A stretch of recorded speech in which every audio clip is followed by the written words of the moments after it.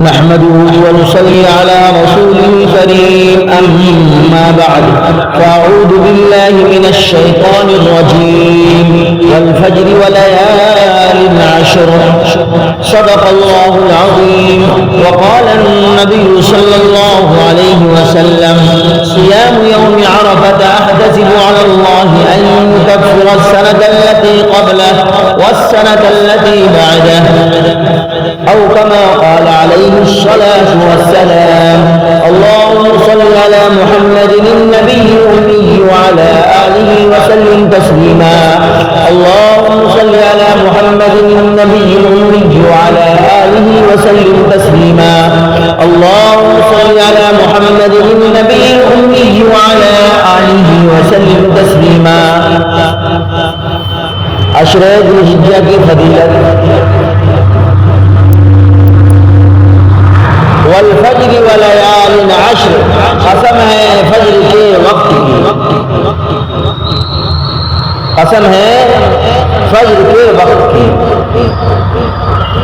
اور 10 راتوں کی فجر کا وقت دنیا کی ہر چیز میں ایک نیا انقلاب لے کر نمودار ہوتا ہے اس لیے اس کی قسم کھائی گئی بعض مفسرین نے اس آیت میں خاص 10 ذی الحجہ کی صبح مراد لی ہے اور 10 راتوں سے مراد ذی الحجہ کے مہینے کی پہلی 10 راتیں ہیں جن کو اللہ تعالی نے خصوصی تقدس عطا فرمایا ہے اور اس میں عبادت کا ثواب ہے اللہ تبارک و تعالی نے اس مہینے کو ایک منفرد خصوصیت عطا فرمائی ہے اور اس کے خصوصی فضائل بیان فرمائی ہے اللہ تبارک و تعالی کسی خاص زمانے کو اپنے فضل کرم سے منتخب فرما لیتے ہیں اور جب اس کو اپنی طرف منسوب فرما دیتے ہیں یا اپنی رحمت کے لیے منتخب فرما دیتے ہیں تو اس میں دوسرے دنوں اور مہینوں سے زیادہ تقدس پیدا ہو جاتا ہے ورنہ سب برابر ہے جو شخص صاحب وسعت ہو جس کے پاس 52.5 تولہ چاندی یا 7.5 تولہ سونا یا جو ہے ابھی کی ملکیت 41,600 روپے کی بقدر چاندی کے برابر روپیہ ہو 3 دنوں میں تو کہہ رہے ہیں وہ لوگ کیا کریں گے چاند نکلنے سے پہلے یعنی ناخن بال وغیرہ کٹوا لیں جیسے ہی ذی الحجہ کا چاند نکلے وہ نہ جو ہے بال کٹوائے اور نہ ناخن کٹوائے ہاں اگر وہ نہیں کٹوایا تو یہ کوئی فرض اور واجب چیز نہیں ہے اگر اس کو 40 دن ہو گئے ہیں تو وہ آپ بنوا سکتا ہے اسی طرح 9 ذی الحجہ کی فجر سے لے کر 13 ذی الحجہ کی آج تک تکبیر تشریق کی ابتدا یہ کب ہوئی جب حضرت ابراہیم علیہ خلیل اللہ علیہ السلام اپنے لاڈلے بیٹے حضرت اسماعیل علیہ السلام کو اللہ کے حکم سے ذبح کر رہے تھے تو حضرت جبرائیل علیہ السلام جنت سے ان کا فدیہ کس کو کہتے ہیں بدل کو لے کر پہنچ گئے اور انہیں خطرہ ہوا کہ کہیں جلدی میں حضرت ابراہیم علیہ السلام حضرت اسماعیل علیہ السلام کو ذبح نہ کر جائے چنانچہ اس وقت ان کی زبان مبارک پر یہ کلمات ہے اللہ اکبر اللہ اکبر حضرت ابراہیم علیہ السلام نے جب حضرت جبرائیل علیہ السلام کو دیکھا تو بول پڑے لا الہ الا اللہ واللہ اکبر اور حضرت اسماعیل علیہ السلام کے فدیہ آنے کی اطلاع ہوئی تو آپ نے اللہ اکبر وللہ الحمد حضرت ابراہیم علیہ السلام سے یہی کلمات منقول ہیں تو 9 سے 13 ذی الحجہ کے عصر تک ایام تشریق پر ہیں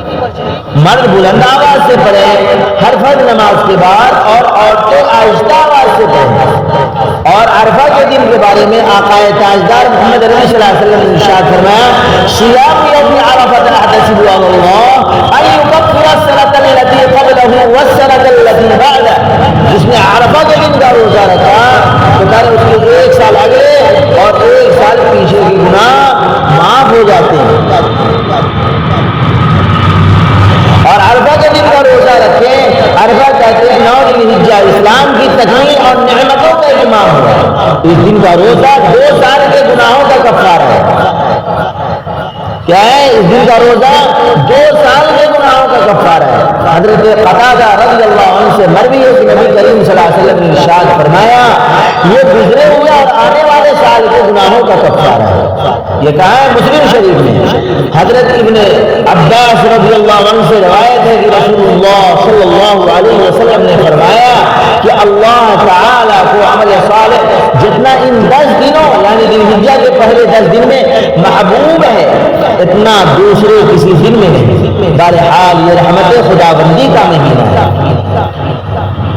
آقا تاجدار محمد عربی صلی اللہ علیہ وسلم نے ارشاد فرمایا قال رسول اللہ صلی اللہ علیہ وسلم یصوم 9 ذی الحجہ ویوم عاشوراء۔ ابو داؤد شریف میں بہرحال اس دن کے روزہ رکھنے کی بہت ساری فضیلت ہے۔ حضرت رسول اللہ صلی اللہ علیہ وسلم نے ارشاد فرمایا کوئی دن عشرے ذی الحجہ کے سوا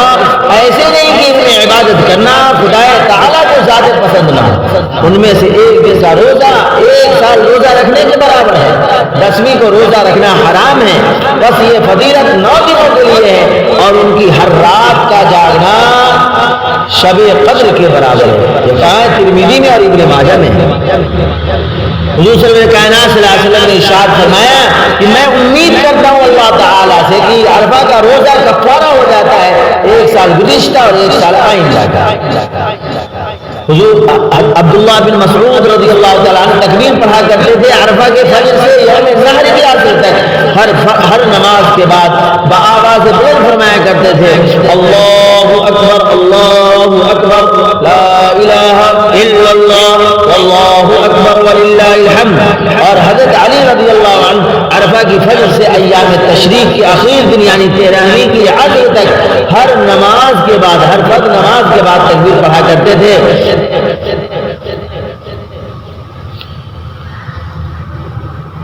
بہرحال آپ لوگوں کے سامنے موٹی باتیں آ گئیں، اللہ تبارک و تعالیٰ اس کو قبول فرمائے۔ ان دنوں میں بندے کا ہر نیک عمل اللہ تعالیٰ کو بہت محبوب ہے اور اس کی بڑی قیمت ہے۔ اللہ ہم سبھی کو اس عشرے سے لطف اندوز اور بھرپور فائدے اٹھانے کی توفیق مرحمت فرمائے، آمین یا رب العالمین۔ رضی اللہ عنہ محمد صلی اللہ علیہ وسلم۔